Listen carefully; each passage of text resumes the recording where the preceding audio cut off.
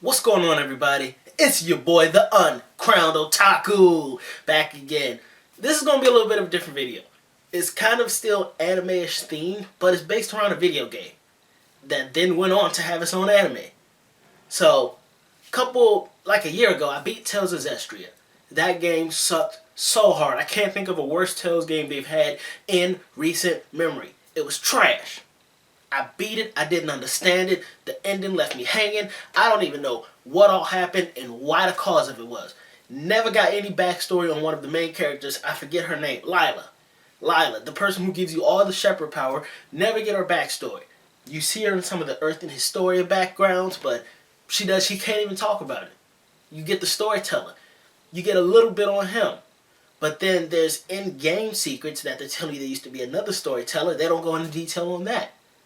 Zavi doesn't go into detail on any of his background. If you do the side missions, you beat Etna's brother who's turned into a dragon. We don't get backstory on that either. You see what I'm saying? It's just a lot of completing things that were started, but we didn't start them and we don't know what happened. So as a complete game, Tales of Zestiria sucks big balls. Don't waste your time. Don't play it. It's trash. Now I'm going to follow that up by saying, if you're only going to play Tales of Zestiria, skip it. However, if you brought the new Tales of Berseria game, that is actually a prequel to Tales of Zestiria, where it gives you, I won't even say it completes Zestria's story, but it gives you that background information we're looking for on a majority of characters.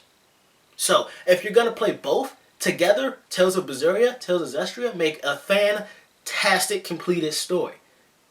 Separate the two games, Tales of Berseria, fantastic, great. I was in love with the story. I was in love with the characters. I couldn't put it down. That was the only game I played for about 40 hours.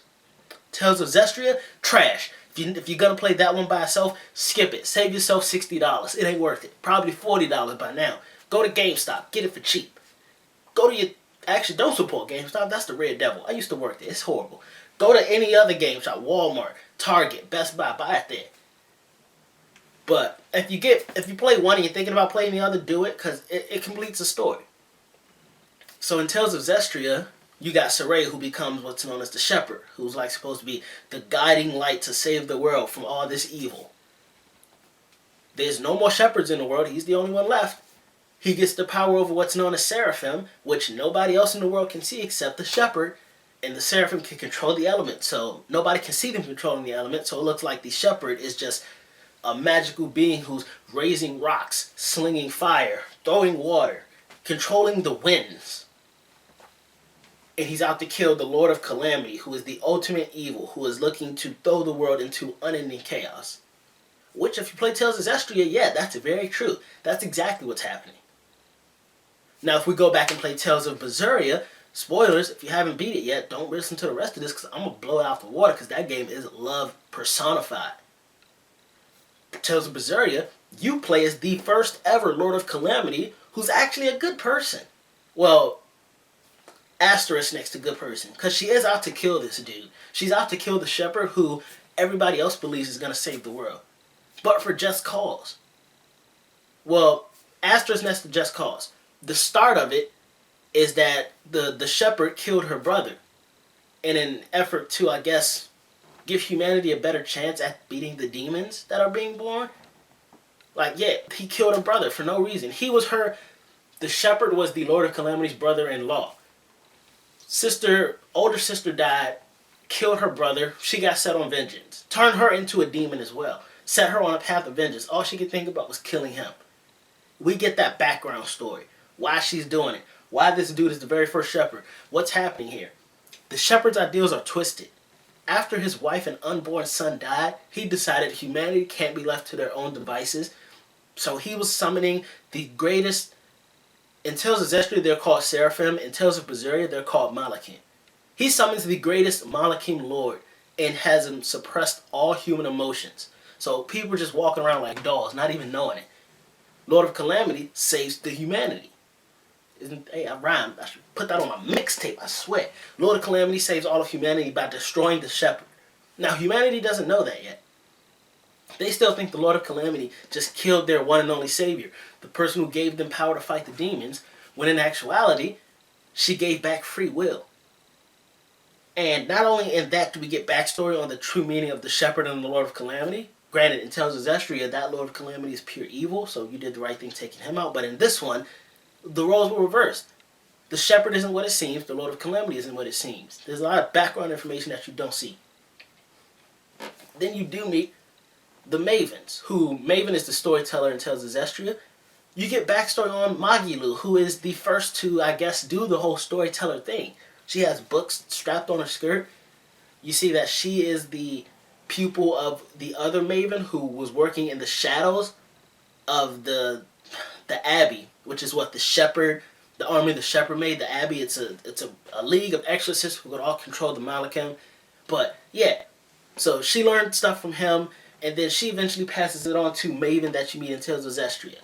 And that's one of the secrets you get in Tales of Zestria that's referencing the great storyteller, a Miss Maven. That's Magilu Maven. You get to be her. You get to see what she's doing. You get to play her. Not only that, in Tales of Zestria, you're looking for the greatest seraphim known as Maltellus. What happened to him? The Lord of Calamity got a hold of him. They became one. In Tales of Berseria, you get to see one of the Malachim that travels with you become that great Lord Maltellus. Just broadens the whole horizon on everything you did in Zestria. Not only that, when you beat Etna's brother in Tales of Zestria, the dragon, you get to travel with him before he became a dragon. You get to see all the interactions with him. He's known as Eisen. He's a Malachim you can control. He runs with your squad. He's sending letters to Etna. He's doing things. The reason Etna has that little Norman hanging off is because her brother beat that guy known as Phoenix, and he travels with her protecting her. Backstory. You still don't know why Eisen turned into a dragon, but somehow he knew it. He knew he was always going to turn into a dragon. He just didn't know when, and we don't know why. You get to meet Zavid.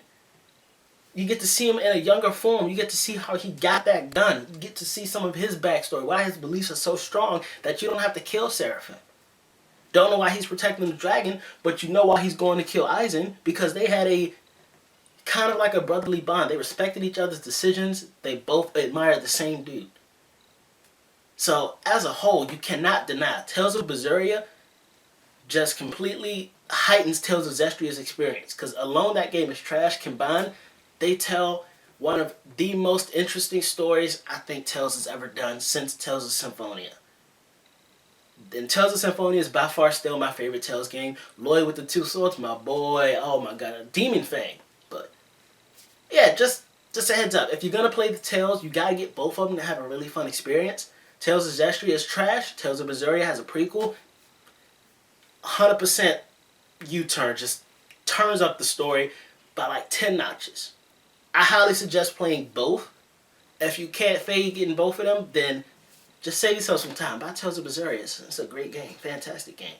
And Tales of Zestria currently has an anime. Just watch the anime, and that way you don't even got to play Tales of Zestria, because that game is the worst. Oh my, I can't get over how bad it is. Watch the anime Tales of Zestria. Play the game Tales of Berseria.